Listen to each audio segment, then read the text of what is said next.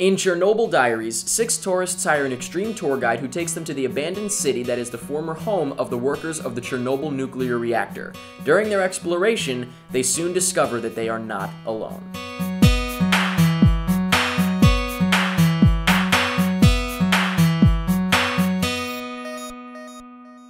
Chernobyl.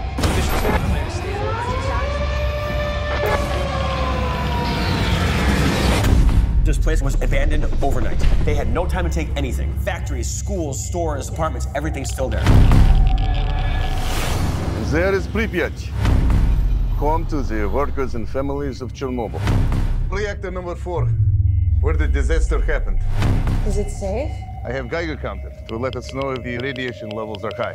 When I first saw the trailer for Chernobyl Diaries, I immediately wrote it off. It looked absolutely awful, maybe worth seeing for a laugh, but I did not even intend to see the movie. It looked that bad. I did end up going to see it for a laugh, and it turns out that it wasn't terrible.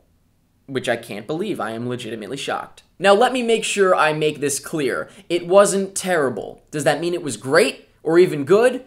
No. There were definitely good elements, but overall, it's not a very good movie. It's got potential, major potential. That is what I felt about it. But there's so much stupid garbage in it that it's just, it's held down by that, and it's really unfortunate. It's funny because the first half, I was laughing and joking with my friend, and I, was just thinking it was ridiculous. And then, halfway through, I stopped joking. And my friend stopped joking, and we were both sitting there, and then I was like, are we into this? Like, are we enjoying this all of a sudden? And it's true. There is a period in the middle of the movie where there's no stupid stuff. It's actually good, and then the stupid stuff comes up again. So there is like a little shine of potential, like I said, and it could have been something much better, I think.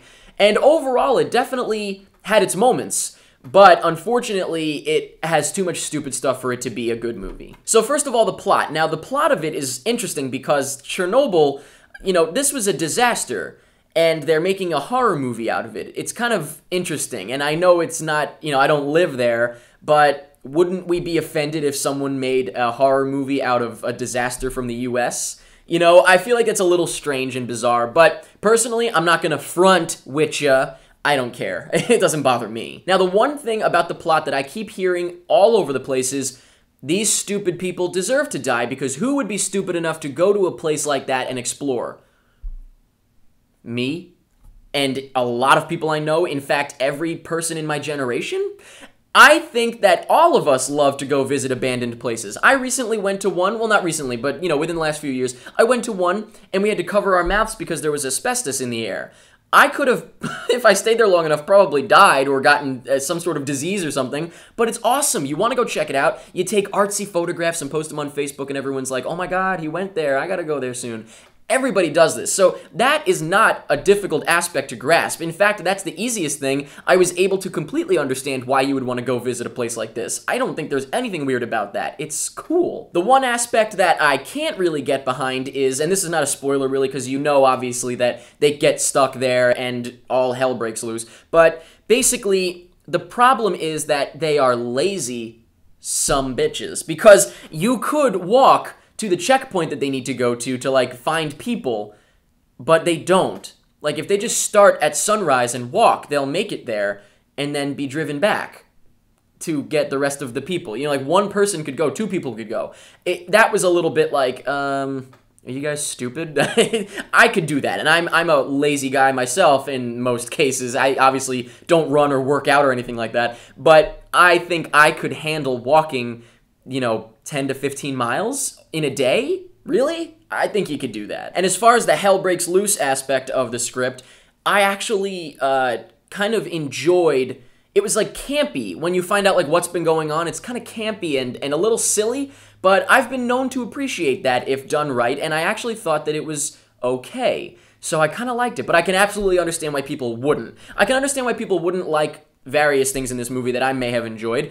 However, I still refuse to accept people saying that it's stupid to go in and visit an abandoned place like that. I know a ton of people that would, including myself. Directing-wise, this is where the potential is in this movie. A lot of people seem to think Oren Peli directed this. He did not. I believe he produced it. He may have written it as well, but I know he had a hand in it. He didn't direct it. but it was actually first-time director Bradley Parker. Now, the fact that this is his first film is why there is very much potential to Bradley Parker. Like I said, there's a lot of dumb stuff in the movie, but there's also a lot of good stuff. First of all, you never really get a good glimpse of what the people look like. And I mean, you know, if you pause the DVD, yes, you do. But in terms of just watching it all the way through without pausing it, it's a lot of kind of like quick flashes and shadows and stuff like that. I do think they showed a little bit too much toward the end, but for the most part, you really don't see them, and I think that that's perfect. There were some great shots. The cinematography was actually pretty good. I was surprised. First of all, I was surprised that it wasn't found footage. I was under the assumption that it was, and it had kind of a shaky style to it, almost like found footage, but not in the sense that the cameraman was like there with them, but they never acknowledge him, which is interesting, and I did think that there was some good cinematography in it, actually. So, once again, I was really surprised that I had anything good to say about it. I expected it to just be terrible. But the director definitely has potential. I almost feel like because it was his first time, he was almost forced to put in some of the dumb stuff. It didn't feel like it fit in. But whether or not it was up to him, I don't know. I think he did a good job with a lot of it. Enough of it that I am interested to see what he does next. And acting-wise, I have to say I actually didn't think the acting was terrible. That's another thing I'm seeing, is that everyone's saying the acting is awful. I didn't think it was terrible. I thought Jesse McCartney was okay. A lot of people are writing him off, I guess just because he's Jesse McCartney. But I liked him in Greek. I didn't dislike him in this. He wasn't great, but he wasn't bad, I don't think, either. I thought everybody else was okay.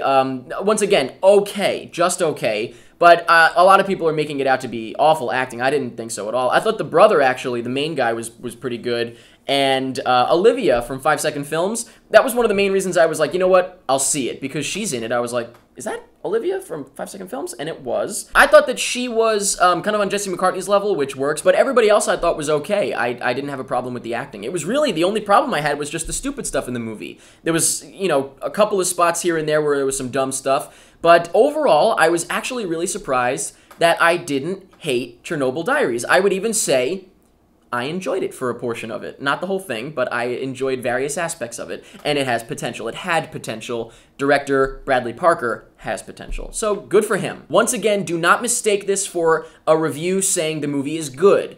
It's not that good, but it's not awful. So let me know in the comments what you thought of Chernobyl Diaries. Let me know if you thought it was awful. Did you think it looked good and you thought it was bad? Or did you think it looked bad, you thought it was good? Or, you know, any combination. I'm not going to go through the whole thing. Let me know what you thought of the acting. Once again, I thought it was just okay. I didn't think it was great, but I didn't think it was bad either. Let me know what you thought of the directing, if you understand or agree or disagree with what I think about that. Also, the camera work. Let me know anything that you want about Chernobyl Diaries. And that's pretty much it.